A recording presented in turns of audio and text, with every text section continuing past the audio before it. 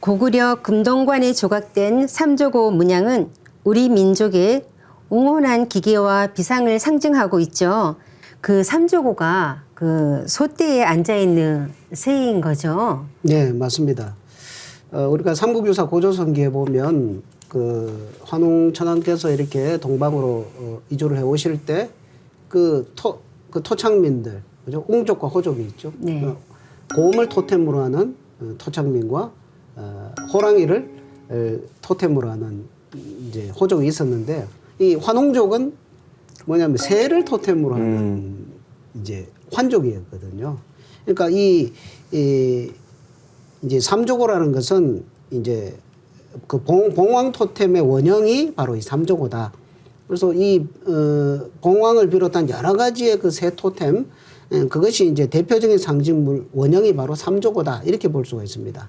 근데 삼조고는 이 삼신문화를 나타내는 그런 신령스러운 상징물이죠. 그래서 몸통은 하나인데 발은 세 개가 달린 까마귀.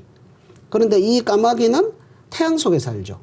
그래서 일중삼조고라고 합니다. 태양 속에 발이 세 개 달린 까마귀. 그래서 이제 또 태양에서 이렇게 태양 안에서 날아가는 그것을 또 금오라고도 이야기하거든요. 뭐 금오신화 이런 이야기를 할 때. 그래서 이 삼조고는 삼신상제님을 그 숭배하는 이 삼신 문화를 그대로 상징을 하고요.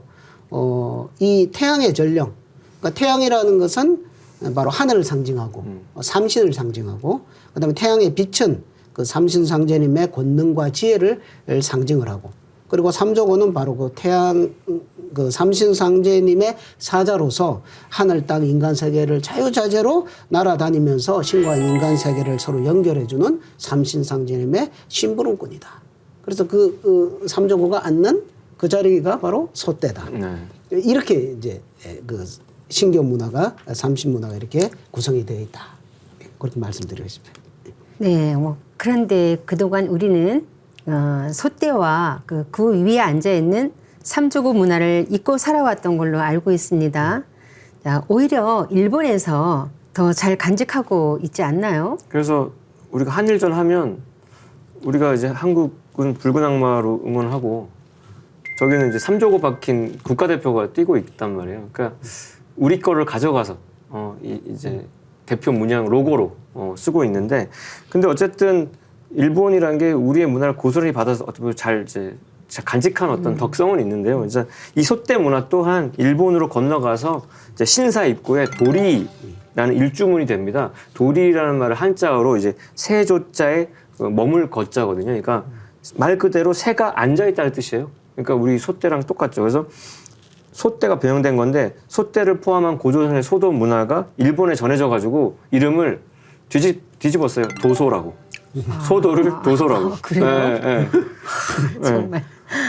응급실을 급응실로 바꾼 거랑 똑같은 거예요. 정말 얄팍하네요. 이름만 바꾼 거예요. 그래서 원래 이름을 거꾸로 뒤집은 건데, 그러니까 그래서 또 이게 남아 있어요. 그러니까 일본인들이 새해에 평안과 건강을 기원하면서 설날 아침에 마시는 술이 있어요. 음복주 같은 게. 그거를 도소작계라 그래요. 그 도소작계도 소도라는 단어인 그 도소의 작계라는 뜻이에요. 그러니까 얼마나 그걸 신성시했으면 복을 주는 걸로 알고 그 술 이름도 그렇게 썼겠습니까? 한국 소도 문화의 영향이 지금도 면면이 살아 있다는 거고, 한 가지 더 덧붙이면은 일본에 또 낭화절이란 말이 있어요. 니니와 붓이라는 말인데, 낭화는 뒤집으면 뭐가 됩니까? 화랑이 됩니다. 그렇죠. 그래서 한국의 화랑을 거꾸로 뒤집은 건데, 낭화절이라는 거는 그 의인이랑 협객들의 어떤 설화를 엮어서 부르는 노래 창이거든요. 그러니까 무사도 정치를 고취하게 만든 그 낭화절도 우리 화랑의 우리 군가를 그렇게 뒤집은 거라는 거죠. 그러니까 일본 문화를 알면 알수록 소름 끼칠 때가 많은데, 그래서 예로부터 일본인들의 정신적인 구심점이 된 게 신사죠. 신사. 그래서 우리나라 일제 침략하면서 우리나라 전국에 다 신사가 꽉 차 있었는데, 어쨌든 그 신사를 중심으로 한 신도라는 게 동북아 신도문화가 변형된 겁니다. 그래서 오죽하면 신교라는 이름이 그대로 이제 신도로 이제 갔는데, 일본의 11세 스이닌 왕 때 신라의 왕자인 천일창, 이제 아멘 노히보코가 7개의 신부를 가지고 무리를 이끌고 큐슈 북부에 있는 이토 지역으로 가거든요. 거기서 7개 신물 중에 하나가 뭐냐면 곰의 신단으로 알려진 히모록이라고 하는 게 있어요. 그 이 히모로기가 신단 곧 천신을 모시는 제단이자 그 신단에 있는 큰 나무 신단수인데 곰의 히모로기는 곧 웅종의 신단을 뜻하는 거거든요. 그래서 이게 일본 요쪽에 전해지면서 일본의 신사가 시작이 됩니다.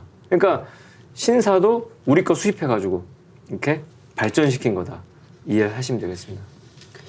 이 소대 문화가 이제 일본뿐만이 아니라 이제 전 세계에도 여러 가지 흔적을 볼 수가 있는데요. 이집트에 보면 소대 그리고 소도와 유사한 유물을 볼 수가 있습니다.